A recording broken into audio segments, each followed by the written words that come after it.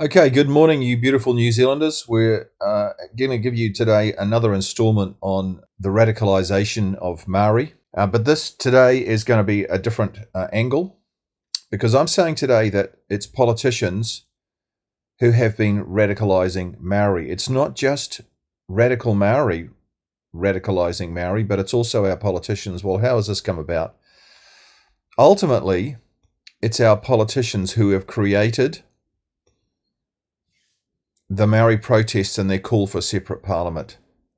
This started way back in 1840. So I'm just going to give you a little bit of background. In 1840, the British government established what was called the Land Sales Commission.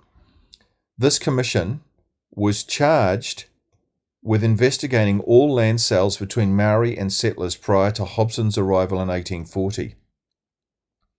The Land Sales Commission made the fatal mistake of encouraging Maori to complain about their land sales in the same way the Waitangi Tribunal today encourages Maori to complain about their historic land dealings. For example, the government pays all the legal fees of claimants with the Waitangi Tribunal. The government pays for the researchers to research the history of a claimant's claim, and the tribunal accepts the stories, memories, and anecdotes which the claimants bring to the tribunal as fact. To non-Maori watching on, that's us, these rules appear corrupt and unjust, even ludicrous. But the truth is, it was politicians who allowed this to happen, allowed the rules of the Waitangi Tribunal to be written into law. Well, what happened? With dollar signs in their eyes, such rules encouraged Maori to make fictitious claims and corruption abounds. In 1840, the Land Sales Commission, wanting to be humane and generous, like the Waitangi Tribunal, like the politicians in 1975 who set up the ridiculous Waitangi Tribunal, formulated these similar rules. Again, it was the government officials who did this. The commission was flooded with Maoris making claims for land they had already been paid for by settlers. This is back in 1840. Maori had worked out that they could get land back that they had sold if they made up a story about how their land had been purchased unjustly. Their stories were accepted as fact, the settler side of the story not so. In other words, the settler purchaser was left high and dry. Maori then began to lace their claims with aggression. They started to get aggressive, which is what we're seeing today. So what happened? It came to the notice of the colonial government in London that Maoris were starting to rule the roost in New Zealand. Well, what are we seeing today? Former Colonial Secretary Lord John Russell, who the little township in Northlands are named after, Russell, said in 1843, "This is the consequence of want of firmness in not resisting unjust demands." That's Maori demands. Such conduct, being soft on Maori, appears humane and generous and kind, but really it is a weak yielding to intimidation and foolish concessions which lead to absurd demands. Such is always the consequences, especially when you are dealing with savage tribes.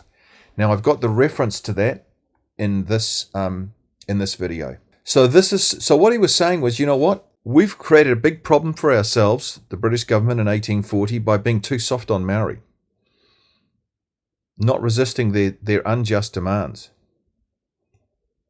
Well, this is significant. It's the truth of history, and we ought to learn from it. Can you see how history is repeating itself? Appeasement never works. Colonial administrators in our early history created problems by not being firm with Maoris, formulating rules which opened the door to corruption and encouraged Maori aggression. Deep down, the colonial officials in the 1840s were fearful of Maori. And there's the reference to the quote from Lord John Russell. The weakness and cowardice of New Zealand MPs going back to 1840 of all parties are to blame for the rampant apartheid, racism and separatism, for the breakdown of democracy that we see in our nation today. The appeasement of Maori by MPs since 1843 has resulted in today's protests and their demand for their own government. It's MPs who have created those protests. Here's an example. For example, the creation of Maori seats is a classic example of MPs' appeasement of Maori backfiring. Maori seats, I'll just give you some background. Maori seats were first created in 1867 under the Maori Representation Act. They were created in order to give Maoris a more direct say in Parliament. MPs were trying to be kind and gracious and generous and loving and kind to Maori. But look how it's backfired. The electorates were intended as a temporary measure lasting 5 years, but were extended to 1872 and made permanent in 1876. Weak, wussy politicians have never had the guts to abolish them. In 1886, the Royal Commission on Electoral Reform recommended that if proportional voting system was adopted, that's MMP, which it was, the Maori seats should be abolished. In the 2023 election, Te Pāti Māori got 3.08 of the vote and 6 MPs. ACT got 8.64% and only 11 MPs. Almost 3 times as many votes, but just about the same number of MPs. New Zealand First got 6.8% and 8 MPs. It's plain wrong that Maoris are so advantaged in this way, i.e. so few votes and so many MPs. After the election in 2023, over 30% of MPs identified as Maori, yet Maori are only 16% of the population. They are almost doubly overrepresented. So what's the conclusion? The Maori seats must be abolished immediately. They were originally intended to give Maori a hand up. Now they're just a weapon. Their continuance is an example of apartheid, separatism, racism, and advantage given to one race, that's Maori, at the expense of all the other 159 cultures who live in this country. We're all supposed to be treated equally in a democracy. As such, these Maori seats are undemocratic. And any aspect of our government which is undemocratic must be weeded out with urgency. So how should we conclude? There is absolutely nothing to stop Maori from standing candidates in general elections like everyone else. Nothing. If they want to sit on a Maori ward, if they want to be in Parliament, put themselves up. There's nothing stopping them. Giving them special seats in Parliament is treating them like the IHC, a special needs group who can't compete on a level playing field. Continuing with Maori seats gives the perception that Maori are a special needs group of people group. This is the message we are sending to Maori if these seats are retained. Well, what is this? Well, it's demeaning. And I can't believe for this reason that more Maori are not calling for their abolition too. In 2008, the National Party announced that it would abolish the Maori electorates when all historic Treaty of Waitangi settlements had been resolved, which it aimed to complete by 2014. Well, hello, we are now 2024, 10 years later, and there are 10,000 claims being processed by the Waitangi Tribunal at the moment. Can you believe that? So this is out of control. However, the National-led government then made an agreement with the Maori Party to withdraw a question on the future of Maori seats from a referendum on an MMP scheduled for the 2011 election. They called it off because they knew that if it went to a referendum, Maori seats would end. Once again, politicians caved into Maori demands and put wind into their sails for more activism. In 2014, the ACT Party advocated the abolition of Maori seats. In its electoral manifesto, New Zealand First also advocated abolishing separate Maori electorates, but said that Maori voters should make the decision. Well, so why have they not been abolished? The answer is fear and cowardice. Politicians have become scared of Maori. Listen to John Key caving into Maori threats. You know, there's also a bit of a focus by some of the smaller parties on the Maori seats as well, which is actually National Party policy, Yes. isn't it, to get rid of them.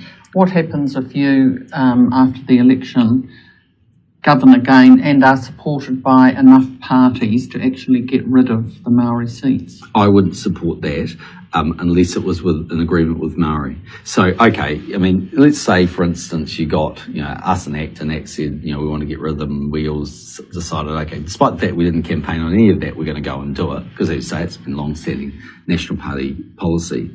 I tell you what would happen, hickories from hell.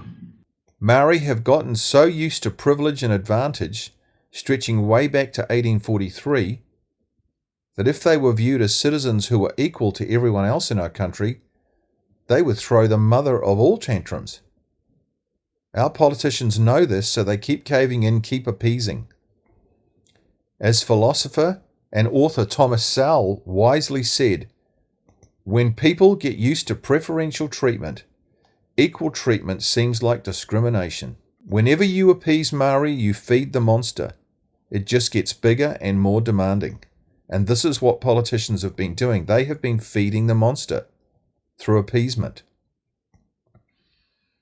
So what we have here now in our country is Maori activists like Waititi radicalizing Maori. Then you have politicians radicalizing Maori. So what's the solution? What is the solution? The only solution is a brave Prime Minister who will put the preservation of democracy above all else. Chris, this is my message to you. Be brave, Chris. Be courageous. Do you want to be remembered as the bland, nice guy PM who tried to please everyone and so be quickly forgotten in the annals of history? Or do you want to be the standout politician of the last 180 years? The one who brought back democracy when New Zealand was on the brink?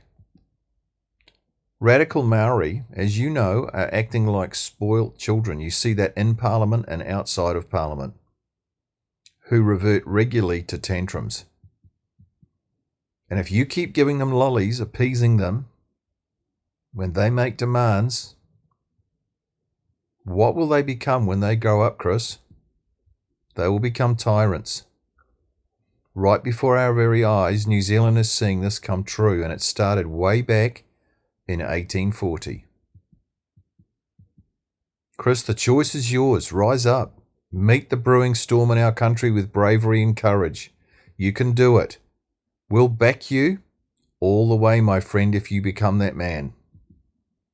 You will not be dividing our country, as you keep saying. Probably you're getting that from John Key. The opposite is actually true, Chris. If you fail to act, the division will worsen, and you'll be a one-term Prime Minister. You will have missed your window of opportunity. At the next election, voters will scan the horizon, looking for the right PM to restore democracy and national unity. Like a choice of cloaks, every man has the will within to choose cowardice or courage. It's really that simple. That's the truth. Choose courage, Chris. Do the right thing. Choose to restore democracy. Choose to eliminate the real reason for division. Choose what's really best for all New Zealanders. Please share this video with everyone everywhere. The mainstream media should be reporting on the issues I am raising in these videos, but they're not. Why aren't they? Well, they're corrupt. Why are they corrupt? They are collaborating with Maori activists. There's no doubt about that. In the final analysis, the people of New Zealand, that's us, have ultimate power, not the politicians. Did you know that? The people can kick out the people in power and they can put them into power. How are we going to do that? Well, awareness is the key to change. If enough people in New Zealand become aware of the issues I am raising, we can save this beautiful country. So share these videos everywhere so that come the next election, we can vote the right people in and kick out the people who are destroying New Zealand.